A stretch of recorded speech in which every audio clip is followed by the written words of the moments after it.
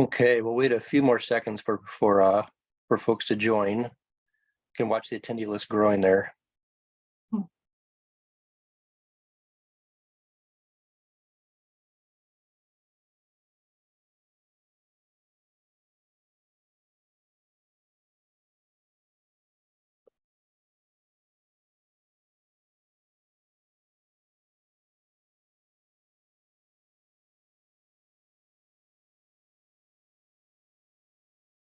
Okay, what do you think, Joyce? Should we start it up?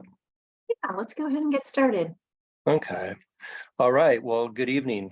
Glad to see everyone on this beautiful sunny evening. Glad everyone can join us tonight. My name is Tim Smith. I work in the city's Community Planning and Development Department for the City of Olympia. And I'm here with a team of staff members from a bunch of departments in the city that are here to talk to you tonight. We'd like to welcome everyone. This is an informational webinar on what's called Olympia 2045. Olympia 2045 is a 2-year project to update the city's 20-year comprehensive plan. For those that wonder about how we got to 2045, it's that the state deadline for doing this planning project is 2025. And so the planning horizon is that 20-year period between 2025 and 2045. We expect the webinar to last about an hour. We'll start off with a short slide presentation, about 15 slides, and then we'll follow with a question and answer session from community members. We plan to cover what the comprehensive plan process is all about, as well as the plan for public participation that's going to occur throughout this 2-year process. Please use the Q&A feature to send questions to city staff. You can ask questions anytime during the meeting. Joyce Phillips is our principal planner, and she's the city's project lead for Olympia 2045. And at this point, I'll hand it off to Joyce to lead us through the rest of the meeting. Thank you, Tim. So I do have a few slides to share with you just to kind of walk you through the general requirements and then what we believe our process will be, and then we'll have time for Q&A. So like Tim said, feel free to use the Q&A feature of the Zoom webinar, and we'll go ahead and answer those as we can, and then we'll hold some of those for after the presentation so we can do Q&A then and have the appropriate staff answer those questions. So like Tim said, my name is Joyce Phillips. I'm the principal planner in community planning and development on long-range planning issues like the comprehensive plan. And tonight we have city staff with us from all city departments and representing all of the chapters in our comprehensive plan. So I'm really excited that they're here this evening to help. We will have the Q&A after the presentation, and we'll either stop at 7 o'clock, or if we run out of questions before then, we'll let you all go early. So thanks for spending some time with us this evening to learn more about our comprehensive plan update, Olympia 2045. So there are a lot of ways that our comprehensive plan helps us. It does serve as the primary policy goal for the next 20 years. And while it is a state requirement under the Growth Management Act, there's really so many reasons for having a plan like this. It really helps us make the best use of our limited funding and resources, to use those resources wisely and efficiently over time to be working towards the same goal, and that's achieving the community's adopted vision.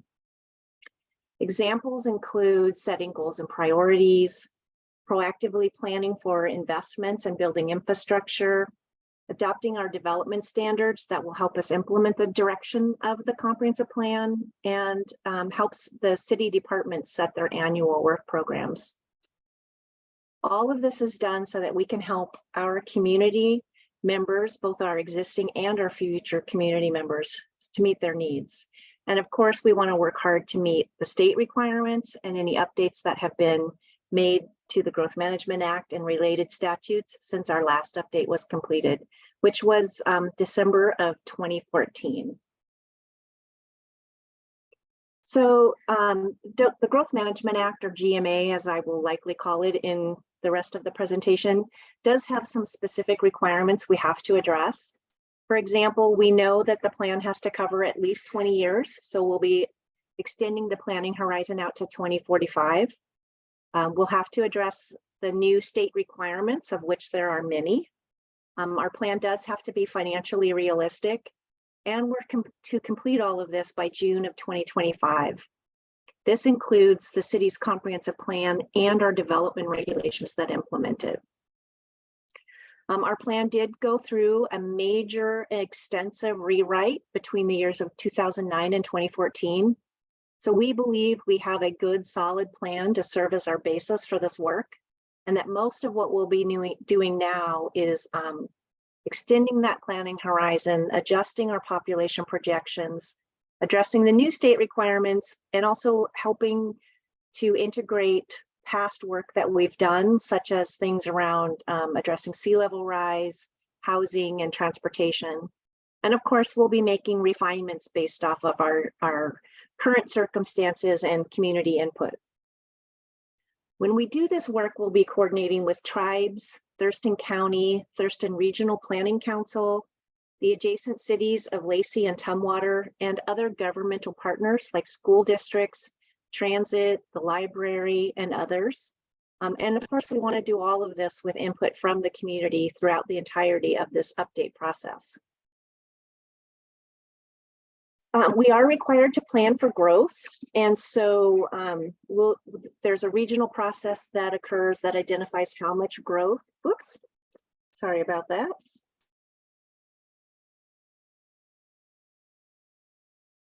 Sorry about that. So there's this regional process that we go through that will identify how much growth we need to plan for the county and each of the cities within it. So for Olympia, we're planning for a population by 2045 of 87,680 people. And that means we expect about 20,000 new residents. And to accommodate that, we expect we need about 13,540 new housing units. And we're also planning for growth in jobs as well. So our plan will address things like where these people will live, work, shop, how urban services like drinking water, sanitary sewer, stormwater treatment, police and fire protection, schools, parks and open spaces, and other community assets or things that we all value will be provided. Our plan does have certain requirements that the Growth Management Act says we have to address. And those are included on the left-hand side of this slide. This year, they did adopt a new provision that means we have to address climate change and resiliency, which we were already planning to do. And our plan also includes some optional elements that are important to us as Olympia and the community. And so we intend to keep those optional elements as well.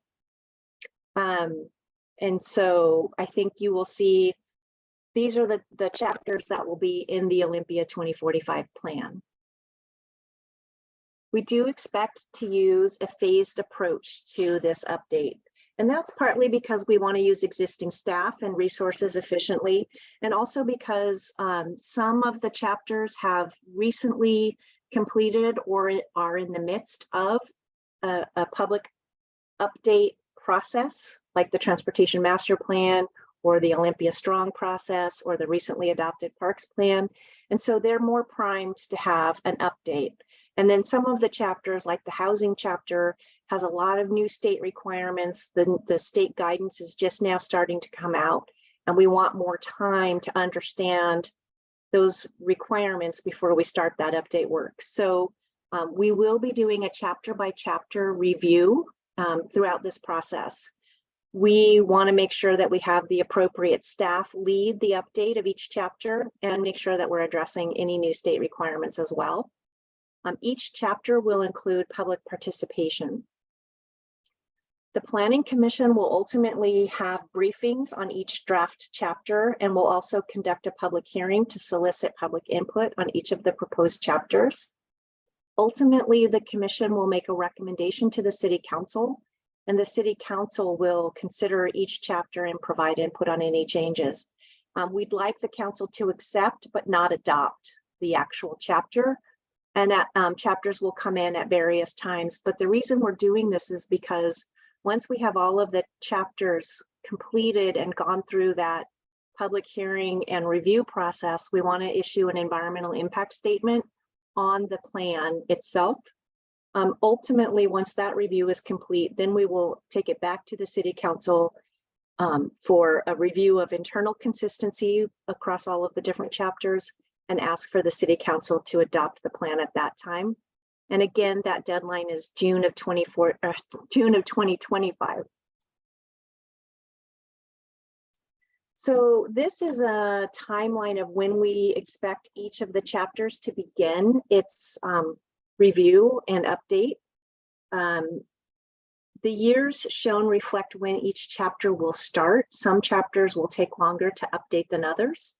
To help people find the staff person or people leading each chapter update and the timeline and process for the update of that particular chapter, each chapter has a web page that can be accessed from the main landing page for this update process. And I'll share those web page links with you in a moment. We already know of some changes we want to make to our plan. So we do anticipate having a separate and distinct housing chapter. Currently, the housing policies in our plan are included in the land use and urban design chapter and also in the public services chapter. So we anticipate consolidating those and updating them to meet the new requirements from the state, of which there are several.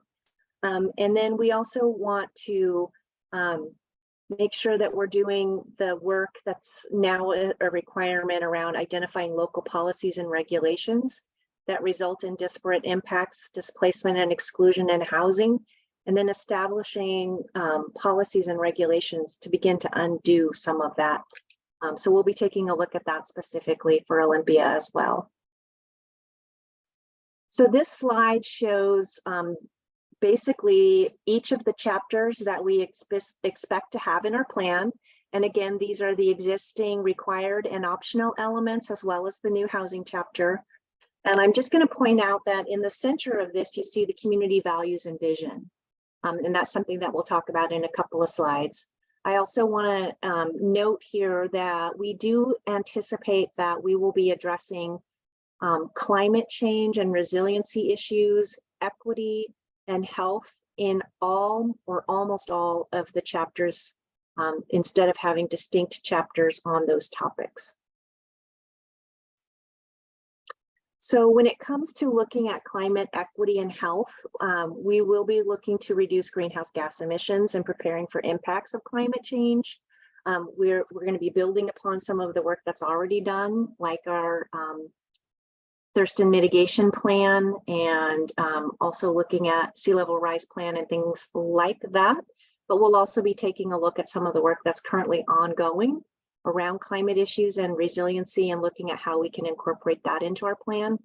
And that will cross multiple chapters, especially land use and transportation, but others as well. We'll also be looking to try to figure out how to best address equity issues in every chapter and in all of the goals and policies of our plan. And we also will be taking a broader look at health and how it can relate to the natural and built environments, public health overall, and then also looking at things to help support emotional and mental health. So we will be doing all of this with public outreach and public participation. We want to hear from all members of our community. We want to hear from people who live here, people who own businesses here or property here, people who work here, people who play here, even if they don't live in Olympia. Our comprehensive plan covers not only the city limits, but it also covers the urban growth area. And those are places the city may annex within the next 20 years. And so we definitely want to hear from the broader community as a whole. We do intend to accommodate certain groups with materials and methods to better help them participate. We want to reach out to people that we don't normally hear from in these types of planning processes. We're also planning to have digital engagement options as well as in-person options. Where we can, we'll offer both opportunities, but some may be one or the other, but we are going to try to have a variety of opportunities for people to participate in a variety of methods for them to do that. We also want to make printed materials and comment forms available in limited quantities. so that people who can't or don't wish to engage online can still participate. So a little while ago, I talked about how the community values and visions portion of our comprehensive plan is really at the center of it all, and it really does help influence the rest of the plan. And so I just want to talk about that for a little bit. Our plan does include statements about what our community values on several different topics. And each of those value statements is followed by a statement about our vision in the future for what that topic would be like for us. And so the adopted values and visions really do influence the entirety of the plan.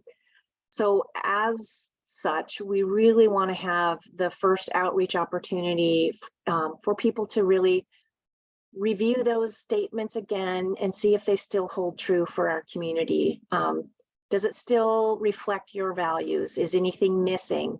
Does anything need to be better clarified or removed? And so we have a survey that is currently open. It's open May 1 through May 31st.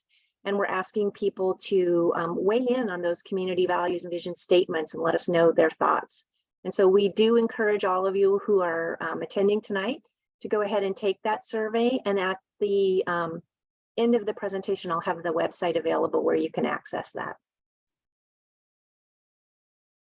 We do have several ways people can stay informed and find opportunities to participate. And so I just want to share the three primary ways that people can either stay informed or look for those opportunities to participate. We have several e-newsletters at the city. This particular process is primarily going to use the planning and development e-newsletters. And so several of you may have found out about this event tonight from that newsletter, but if you wanted to access and subscribe to the planning and development newsletters, that's olympiawa.gov/news, and you can subscribe to any or all of the newsletter opportunities there. But of course, we're encouraging folks to sign up for planning and development. We do have a series of web pages dedicated to this update process, and that's olympiawa.gov/2045, and that will take you to the main landing page for this update process. And as you scroll to the bottom, there are links to a page for every chapter in the comprehensive plan. We also encourage people to become a party of record for the update. And you can do that by sending an email to olympia2045@ci.olympia.wa.us. That's a dedicated email address for this update process. Folks who sign up for that will get periodic emails from the city with information about what's happening. You'll receive notices of public hearings when they occur. And then occasionally we might ask questions or encourage people to participate in particular events. Again, this slide is really meant to just kind of provide you those web links in a little broader, bigger text, and that's highlighted, so hopefully you can kind of catch those. But really, we are encouraging people to learn more by visiting the olympiawa.gov/2045 web pages to learn more about the process, the timelines associated with each of the individual chapters, and look for those opportunities to engage. We'll be updating those web pages pretty regularly throughout the 2-year process. And again, if you go to that particular web page and go to the bottom under the community values and vision chapter, you'll have access to that particular survey. We'd love for everyone to take that, and we'd love to hear your voices. We do plan to share the results of the survey with each of the chapter leads so they can use that information as they move forward on updating their chapters. And again, just if you want to stay informed, we have the planning and development e-news, and you can always email questions or request to be a party of record to our Olympia 2045 email address. So that is all I have for this evening. I just wanted to thank you for attending and giving up some of your time. We do have a lovely, lovely evening outside, so I know that with such a wet, cold spring, it's a gift that you gave us this evening. But we will answer questions from the Q&A until 7 o'clock. We'll get to as many questions as we can. If there are a lot of questions, And if there are not, then we will certainly end early, but you have your comp plan update team here this evening. So I encourage you to ask any questions that you have. I also wanted to let folks know this presentation has been recorded. So we will be posting it to the Olympia 2045 webpage in the next few days. So anyone who couldn't make it this evening can still receive the same information. So with that, I'm going to go ahead and stop sharing. Great. Thanks. Amy, Michelle, do you guys want to, are there any questions rolling in? There are no open questions. So while we wait to see if anyone wants to type any questions in, is there anyone on the comp plan update team, especially someone that might have a 2023 chapter? Any updates you want to give, Amy? Oh, actually, there has been a question. So there was a written question about what does it mean to be a party of record? So I responded that it essentially means that you're put on a contact list and you'll receive notice of all public engagement opportunities, including the public hearings that are coming up. And then the question was, how does that differ from subscribing to the electronic newsletters? And really it's that it's just specific to this project. Correct. And I will say that the Planning and Development e-newsletter, it will probably mostly contain information about this update over the next couple of years, but it will include, you may receive emails about like the Capitol Mall Triangle project or other long-term planning projects that are occurring as well. So it will be more than just this update process. We're getting some other questions, so we might as well just handle them live. Sure. This question says, is the way to make sure we are involved in the process is through those channels, and I'm not sure what those channels means, or how do we raise our hand? I think one of the best ways, oh, sorry, were you directing that to me, Amy? I think so, yeah. Okay. I think for now, the best ways to get involved would be to ask to be a party of record, to subscribe to the Planning and Development e-news, or to send a specific email or question to that Olympia 2045 email address. As we get further into this process and as each of the chapters really gets underway, each of those particular chapters may have their own specific public participation and engagement opportunities. And so we'll be sharing those with the parties of record and through the e-news. We'll also be providing briefings along the way to the Planning Commission. So I would encourage everyone to watch the Planning Commission agendas. And if there's a topic of interest on that agenda, you're welcome to listen into those briefings or to provide public comments to the planning commissioners at those meetings as well. Michelle, I'll just keep asking the questions if you want. Okay. This one's also for you, Joyce. When is the anticipated time frame for the environmental impact statement for the comprehensive plan, including any scoping? I believe that the intention is to start that process towards the end of 2024 or early in 2025. I don't know that 6 months will be enough time to get through that whole process, but it'll be later in 2024 or earlier in 2025. Okay. The next question is also about in the State Environmental Policy Act, or SEPA. And it says, what plans does the city have to do project level SEPA reviews within the comp plan? And I would say that the answer is the comprehensive plan, being a large goal and policy document, is going to have this environmental impact statement. And that was the question that Joyce just answered, that that's going to happen next year, but that the individual project level SEPA reviews actually happen at very specific development project permit review levels. And so there are separate project level reviews with the comprehensive plan update project. That's the bigger environmental impact statement that's happening next year, that is looking at what would the cumulative impacts be of this envisioned goal and policy direction for the city. Is that right, Joyce? Yes. Okay. The next question is, we have seen a drop in the city's commitment to supporting citizens with disabilities, particularly in regard to employment. Will this project allow us to address this issue?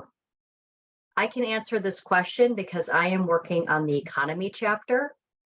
And the economy chapter is going to be informed by a planning project that we've been working on for the past 8 months. It's called Olympia Strong.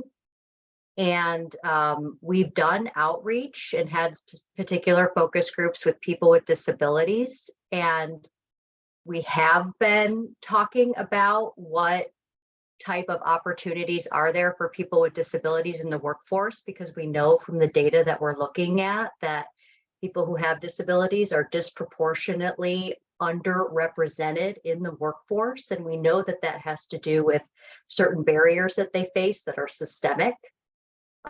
So there are aspects of Olympia Strong that are talking about what can we do about that, and working with our workforce development partners and making sure that there are particular pathways. What can the city of Olympia do itself in working with organizations like Morningside that provides employment services for people who have disabilities, and they do outreach to businesses and try to place people in those jobs and provide appropriate supports if needed. And we want to continue to support that, and also hire Morningside clients in the city of Olympia. But there will be a open house for Olympia Strong, Lauren, where you can talk more about that with staff. There's going to be 2 open houses that are coming up in June. The first is on Zoom, and it's June 12th. And I'll have to, I think the time is 6 o'clock. You can go to the Olympia Strong Engage Olympia page, and there's actually a registration to register for that Zoom meeting. And then there'll be a very similar but in-person open house for Olympia Strong on Wednesday, the 14th, and that will be at 6 p.m. here at City Hall. So please go to Olympia Strong Engage page to get that particular information, and that would be an opportunity to talk more about that. We want to make sure that we're addressing that in the comprehensive plan chapter. Okay, the next question also has to do with the environmental impact statement. So I'm going to put this back to you, Joyce, if I may. Yes. Has there been any EIS, so that stands for environmental impact statement? Has there been any EIS scoping for the comp plan? I'm thinking of housing and transportation specifically. Or does that happen when the individual chapters have been drafted and reviewed by council? Want to add anything to your prior answer, Joyce, or maybe repeat it? Well, I would say that we don't have any specific scoping that's been done to date. We do anticipate that the state's checklist that we use for Growth Management Act planning is going to be revised to include a lot of the new requirements that have just been adopted this session. So once we get a better handle on all of that, scoping will likely occur partway through the process. It hasn't been done yet. Obviously, there will be scoping and scoping opportunities for comment. We just don't have a specific time frame on it yet. Again, I think it'll be late in 2024 or early in 2025. Some of the chapters may have, once we do the scoping, it's possible that some of the chapters would have to be revised, but we're hoping that that's not going to be the case, and that we'll be looking at the environmental impact statement based off of the chapters as they've been drafted and accepted through preliminarily. So here we have a very good question. I'm not sure I know the answer to it, and I'm not sure who might. So I'm going to just ask and see if anybody knows. We might have to look into this further. It says, Washington State is within the top 5 largest states receiving refugees. With the cost of living increasing in King, Pierce, and Snohomish counties, the refugee population is moving to Thurston County and the city of Olympia. Do you have any plan regarding the refugee population? Does anyone here have any insight into that question? I may need to follow up a little bit more with the state or the regional planners that worked on the population projection allocations. But my understanding is that those population allocations were factored into the Office of Financial Management's population forecasts, and that was also factored into the allocations that were given to each of the counties within the state. That then the counties worked to decide how they were going to allocate that within their own boundaries. I don't know that I could give a better answer than that at this time, though it might be something we need to get more information from OFM and see if that's correct and if they have any information about how that was factored in. Thank you. All right, the next question is, if you have already submitted a document regarding the plan, does it get sent to the appropriate department? How can we track its progress through the planning process? So I'm wondering if this means submitted a document to the state. You know, that's what I'm assuming. Does it get sent to the appropriate? Oh, maybe this person is talking about, I see. I think this person is asking if they submit a document regarding the plan, does it get sent to the appropriate department at the city, and how can they track its progress through the planning process? I would encourage anyone who has already submitted something to contact me so that I can verify that I know exactly which document they're talking about and that I can make sure it gets directed to the appropriate staff. There have been a lot of related issues going to the Planning Commission or for public hearings over the last several months. And if it was also associated with a project and the comprehensive plan as well, it's possible that it was directed to that project if it was already in the works. So I would encourage anyone who wants to ensure that comments that have already been submitted be just to contact me. And so we can work that out and make sure that I have it and that I can share it with the appropriate staff. The other thing I would say is that on each of the chapter pages, there is the who's listening at the top. And so you can see who's the chapter lead for each topic. And you can certainly reach out to that particular person. Some pages have one person, some pages have two, but you're welcome to make sure that you reach out to them and that they have the document that you want to make sure they have as well. So there's two different ways you could potentially go about that. And on the pages, everybody's contact information per chapter is listed, right? Okay. And can we repeat for people how they can find those comprehensive plan pages? Where do they go?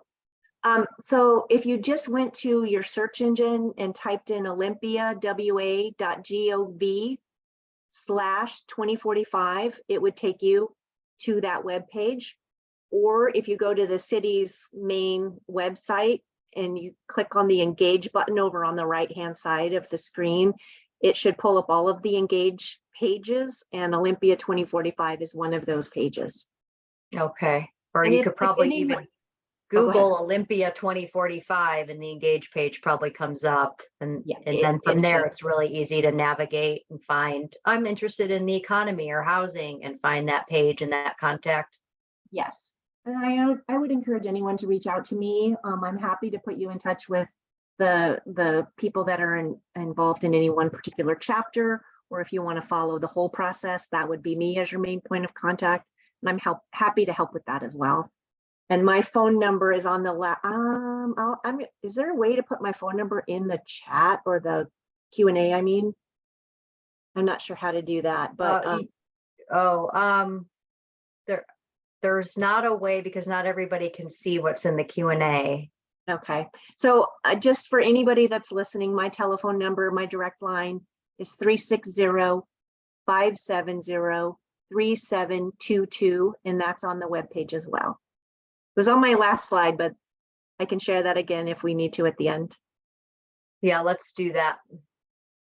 All right, we have 10 questions still. The next one says, and I'm not also sure how, this might be for you too, also, Joyce. But it says, how does this plan anticipate coordinating with the Cultural Commission being formed to handle the new funding? And I don't know what the Cultural Commission is, unless maybe this is referring to the Social Justice and Equity Commission. Are you familiar with a Cultural Commission? My guess would be that this was the Social Justice and Equity Commission as well. And I'm going to give a response, and then anyone else on the team that wants to jump in on this, or if it's is it referring to Inspire Olympia, perhaps? I'm not entirely sure.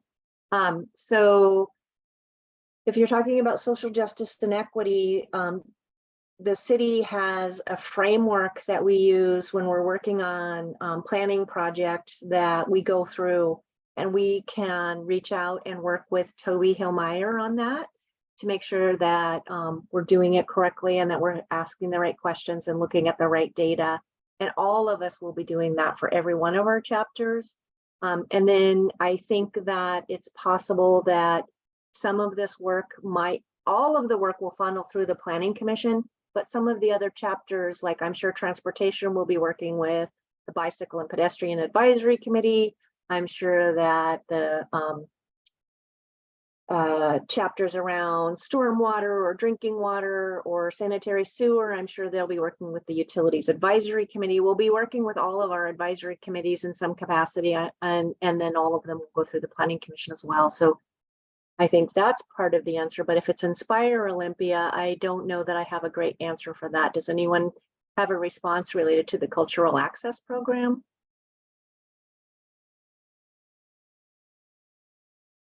Anyone want to? Not, but I do believe that is the body that the question is addressing, the cultural access. There's a new cultural access board that has recently formed. And so I think that they're asking about how this is going to interface with that. I think we're still trying to figure that out. I mean, we'll be working with Mary Grace to see how she would like any of that kind of coordination to occur. There might be some chapters that they want to coordinate more directly on than others. I don't know that we have a detailed answer to that kind of a question yet. Yeah. Any comments or thoughts on that? I guess I would say, now that I'm realizing it may be the Cultural Access Tax Inspire Olympia Commission that just got stood up, their role is going to be to oversee that grant program and make recommendations to the council about the arts and cultural and science organizations that will receive that grant funding. The role is probably not to review the comprehensive plan chapter. However, we will want to make sure that in the comprehensive plan, we have goals and policies that are supporting all of that arts and culture work, including the Inspire Cultural Access Grant. So we'll make sure that we don't have policies and goals that support that now. That will be one of the updates.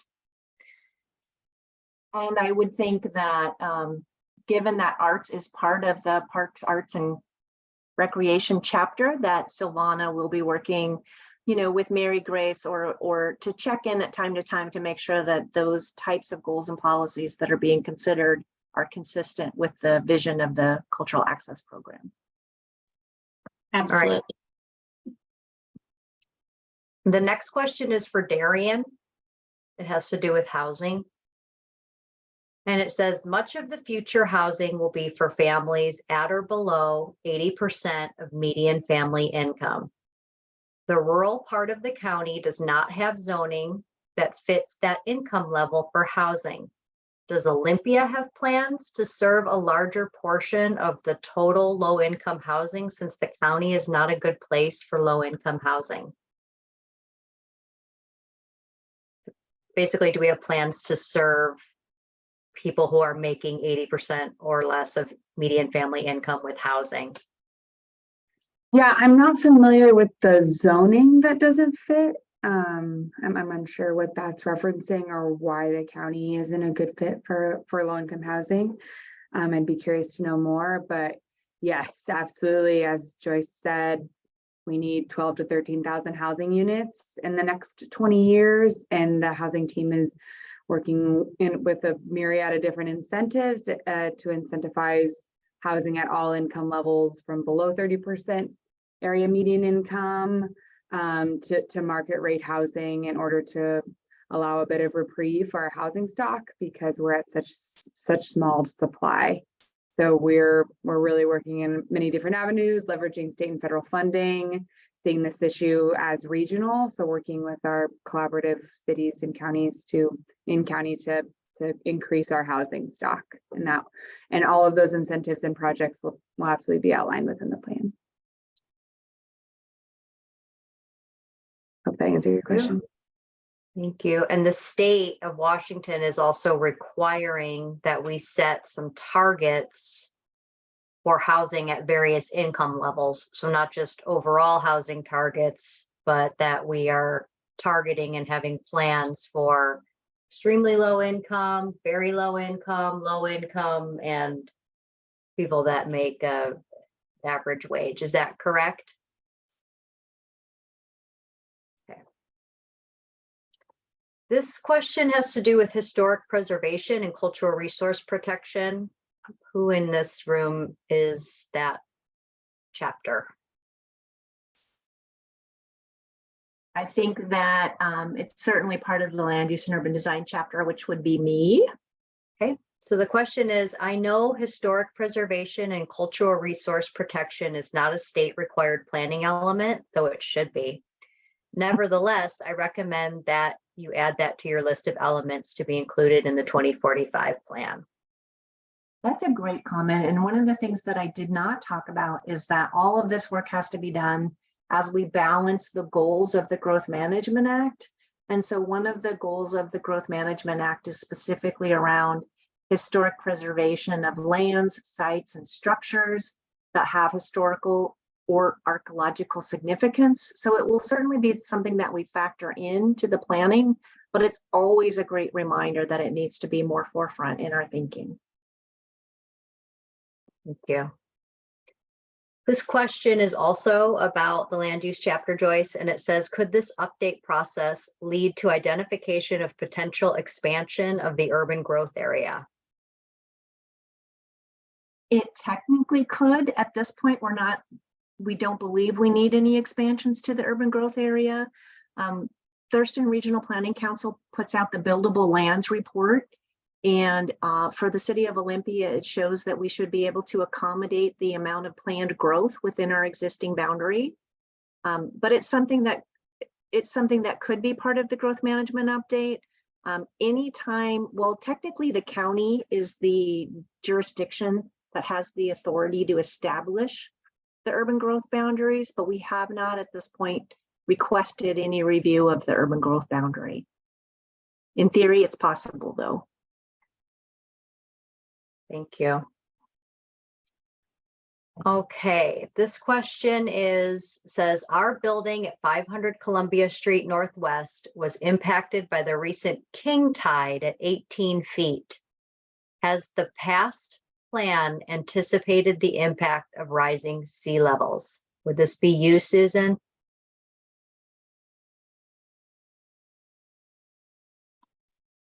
I can take a stab at it, and then if you have something you'd like Pamela. to, yeah, offer as well.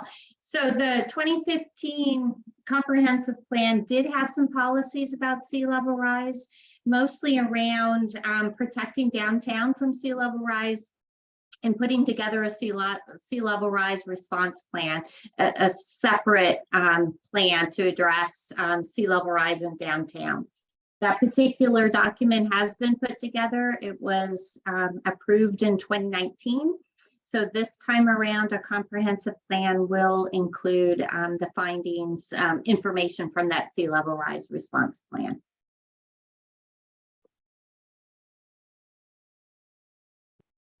That's great. I don't have anything to add. Thank you. And I'll just add that in 2018, the city also updated our building code to require new construction to address sea level rise. And it's a little more complicated than this, but basically you have to build up to 2 feet in certain areas. And maybe it's a little different depending on where you're at and what the flood risk is in downtown.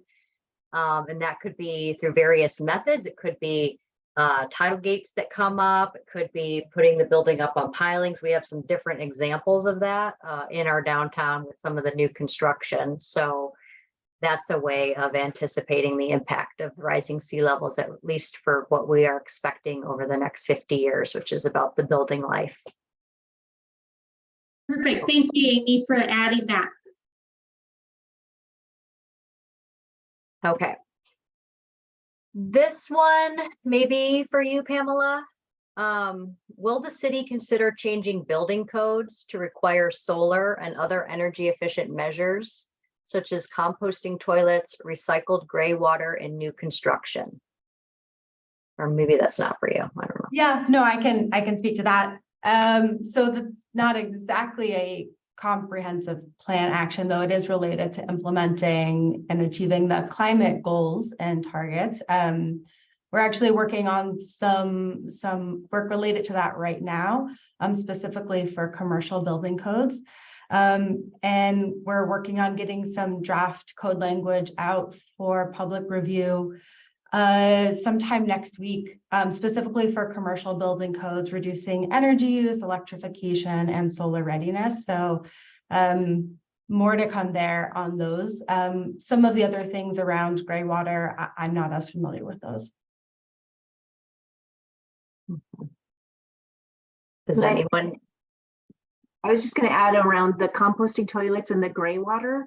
I believe that I haven't looked into these issues for a while, but I believe we have to work more closely with the health department before those types of measures could move forward. I believe there's some sort of barriers there. I don't know if that's still the case.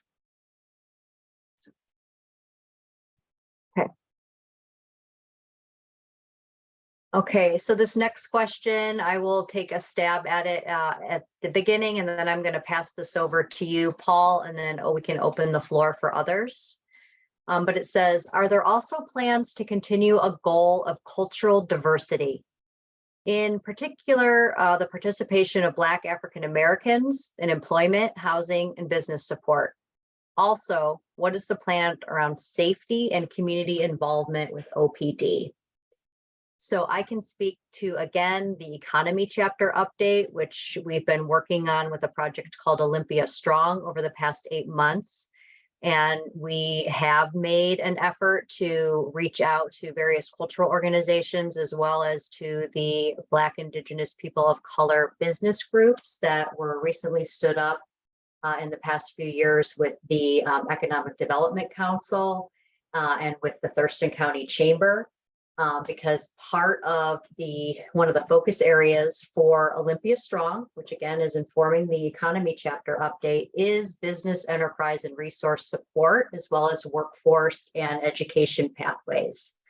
And so we wanted to make sure that we were hearing the voice of people who are Black and African American in our community.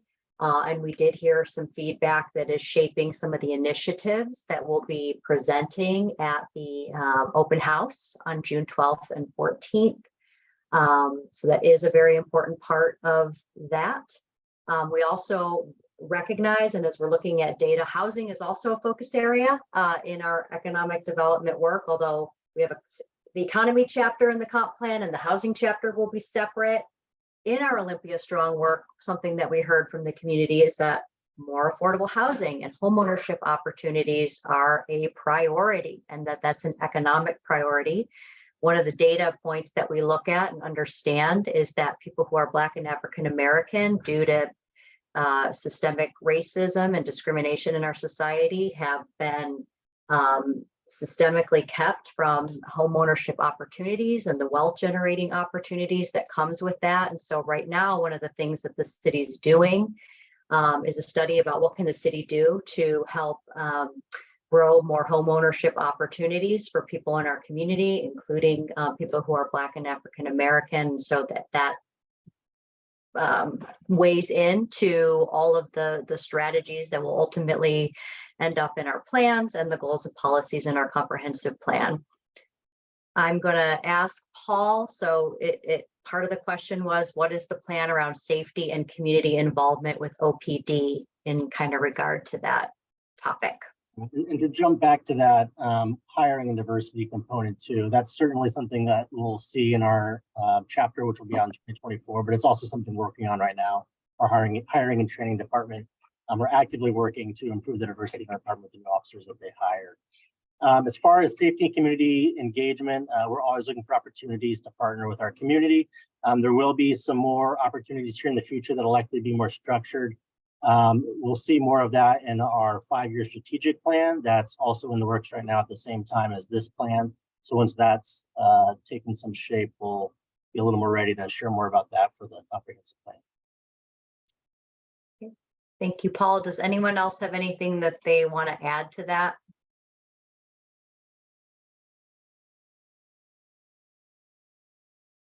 Okay. So the next question is, I did not see a page for equity. Who will be in charge of that, and how do we track this work across the chapters? So one of the things that Joyce talked about in the presentation is that we have chosen not to have a separate chapter for equity, but to include that in all of the chapters. So climate action, equity, and health issues will be addressed in each one of the chapters. And you can track that by looking at the individual chapters. Joyce?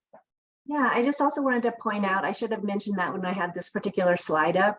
So we have these icons for climate, equity, and health, and we plan to, through use of these icons and the headers in each of the individual chapters, make it easy for people to track those types of issues across all of the chapters. So hopefully that will also help people find the things they're looking for when they're reviewing the comprehensive plan later.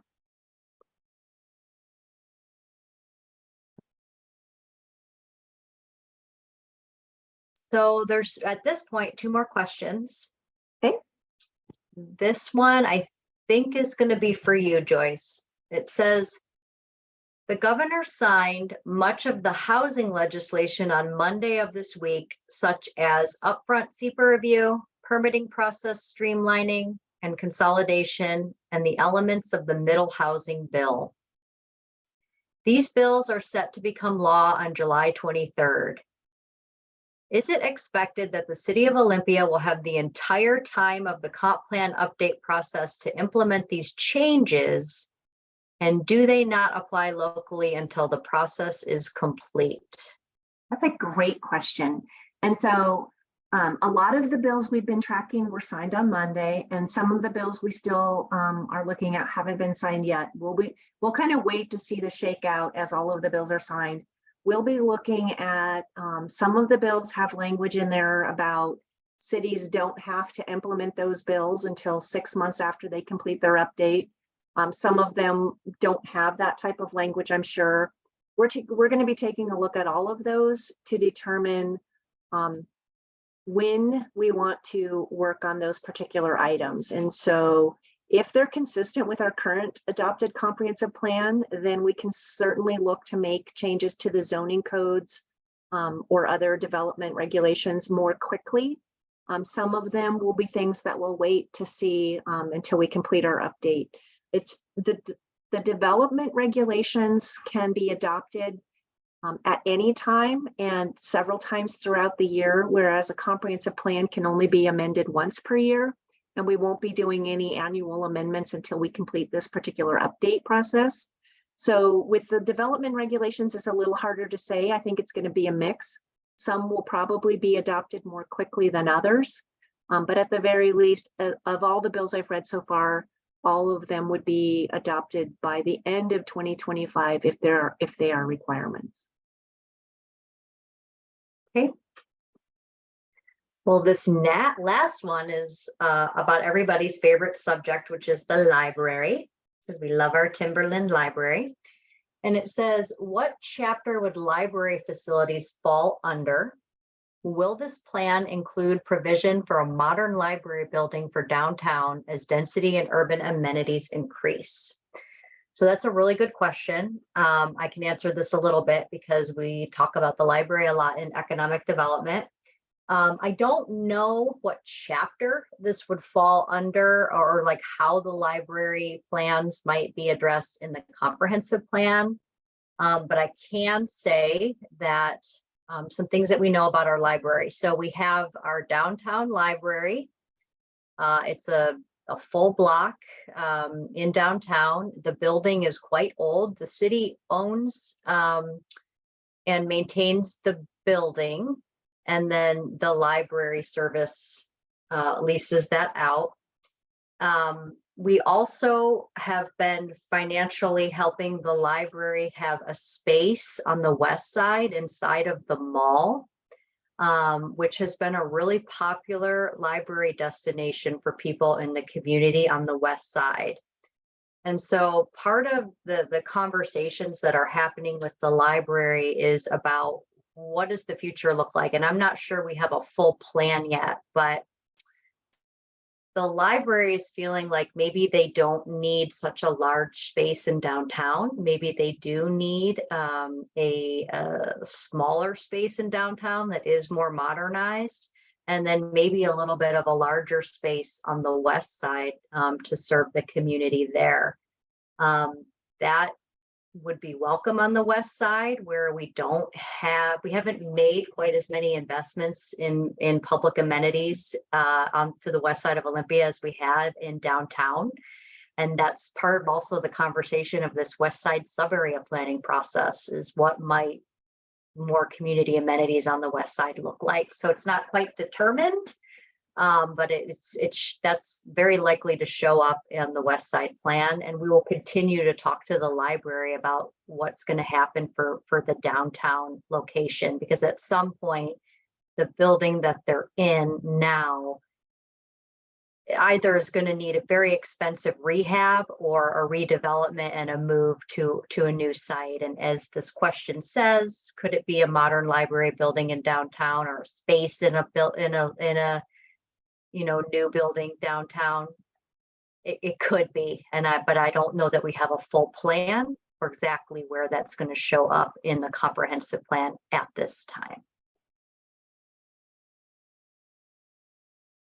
That was a pretty complete answer. That was good. I mean, we will be reaching out as we do the comprehensive plan work. We will be reaching out to other governmental entities and service providers, and we'll be reaching out to Puget Sound Energy to try to let them know that, where we anticipate certain types of development occurring, so that they can plan for that. We'll be doing that with intercity transit. We'll be doing that with the library. So it's constantly a way of trying to work together to make sure that we're meeting our community's needs. So I would like to thank you all for participating this evening. Thank you for giving up part of your time tonight to come learn more about Olympia 2045. If you have questions, feel free to reach out. I'm going to share the screen just one last time so you can see my the contact information for the web pages. Hopefully this is the best screen to show. Is that popping up? Can people see that with the web addresses? All right. Well, with that, I thank everyone for attending and making this part of your night. We look forward to working on Olympia 2045 over the next couple of years with everyone. And, feel free to contact us with questions or any follow-up ideas or thoughts you have as we go through this process. Thanks for attending tonight. Thanks. Thank you.